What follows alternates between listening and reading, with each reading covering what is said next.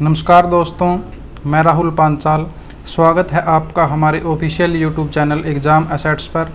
इस वीडियो में हम नेट यानी नेशनल एलिजिबिलिटी टेस्ट और जेआरएफ यानी जूनियर रिसर्च फेलोशिप के बारे में बात करेंगे। अगर आप अनुसंधान और उच्च शिक्षा के क्षेत्र में अपना करियर बनाना चाहते हैं तो यह परीक्षा आपके लिए एक बहुत बढ़िया अवसर साबित हो सकती है। वीडियो को अंत तक देखना और शेयर करना ताकि इसका लाभ अन्य विद्यार्थियों को भी मिल सके। आज की वीडियो में हम इन सभी 10 प्रश्नों पर चर्चा करेंगे। पहला है नेट जेआरएफ क्या है, एलिजिबिलिटी क्या है, age limit, exam fees, exam pattern, syllabus, qualifying marks, exam कब होगा, बेनिफिट्स और इस एग्ज़ाम को क्रैक करने के लिए स्ट्रेटेजी क्या है। तो पहला प्रश्न है नेट जेआरएफ क्या है। नेट का पूरा नाम नेशनल एलिजिबिलिटी टेस्ट है। यह एक प्रतियोगी परीक्षा है जिसे पास करने के बाद उम्मीदवार भारत में विभिन्न विश्वविद्यालयों और कॉलेजों में सहायक प्रोफेसर बनने के लिए योग्य माना जाता है।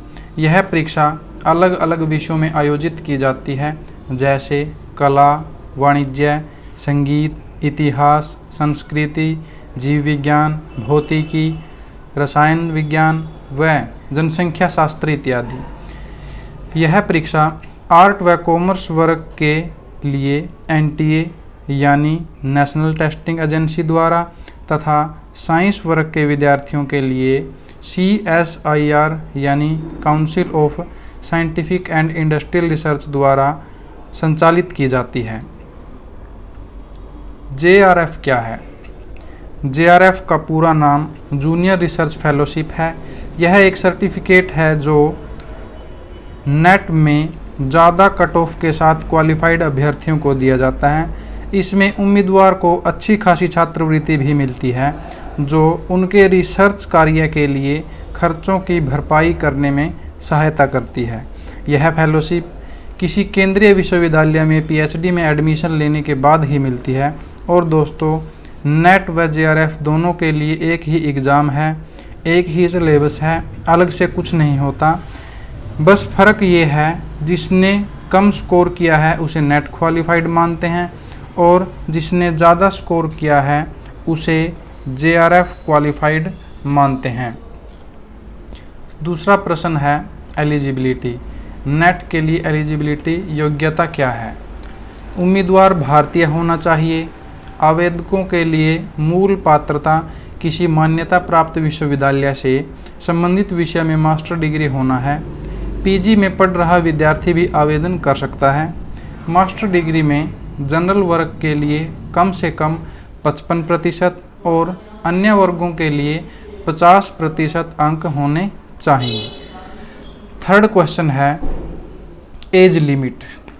नेट के लिए कोई भी एज लिमिट नहीं है, लेकिन जेआरएफ यानी जूनियर रिसर्च फेलोशिप के लिए आयु सीमा 30 वर्ष है और आरक्षित श्रेणियों जैसे SC, ST, OBC, NCL, PWD और महिला आवेदकों को 5 साल तक की छूट प्रदान की जाती है।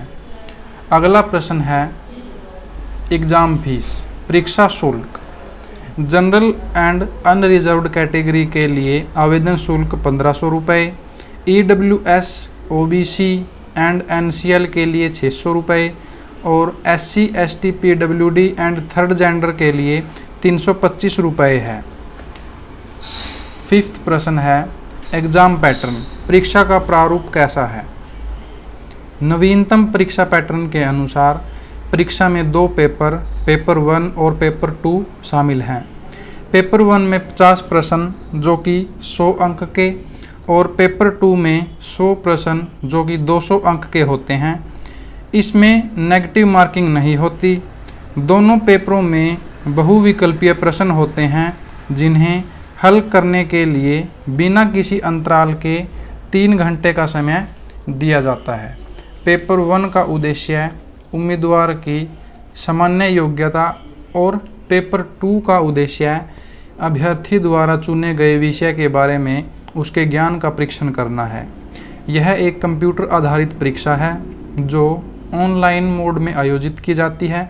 जिसे आप दोनों भाषाओं हिंदी और इंग्लिश में दे सकते हैं। अगला प्रश्न है सिलेबस यानी पाठ्यक्रम। पेपर 1 में कुल 10 यूनिट होती हैं जो कि नीचे वर्णित हैं।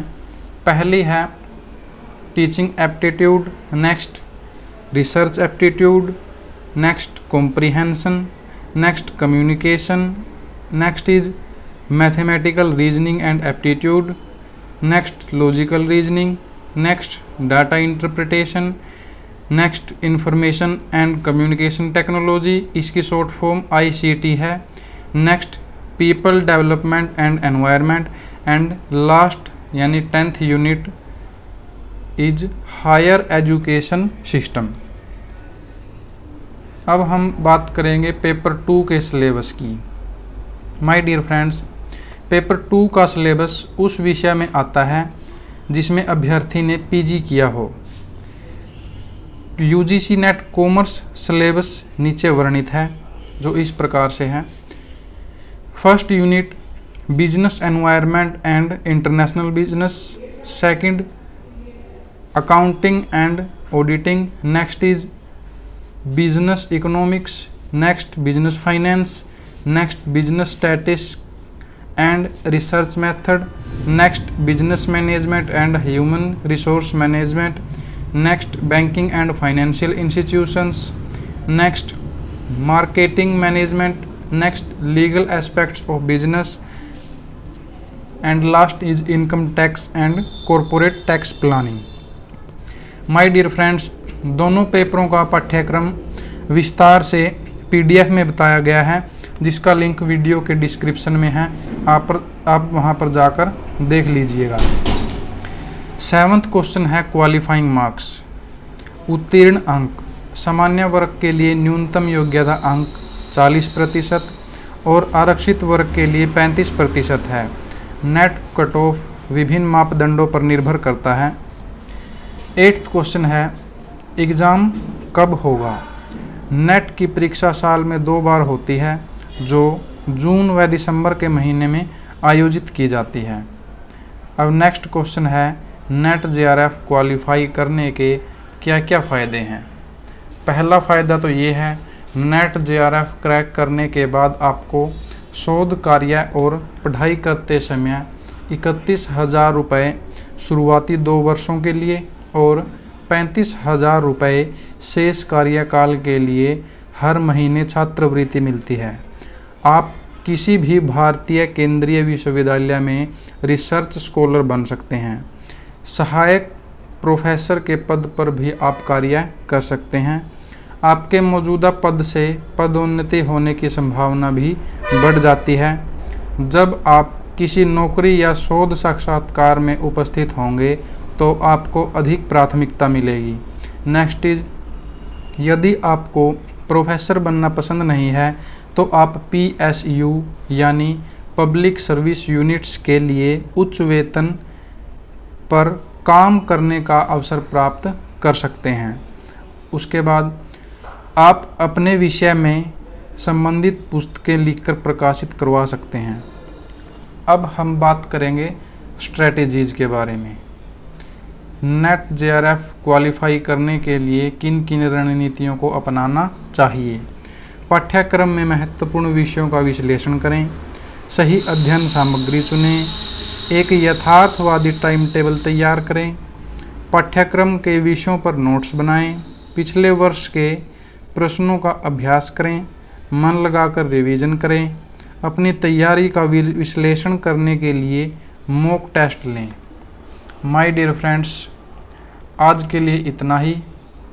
अगर आपको कोई भी डाउट है तो कमेंट करके पूछ सकते हैं। जल्द ही मिलेंगे नेक्स्ट वीडियो में। तब तक के लिए keep watching, keep learning and keep growing.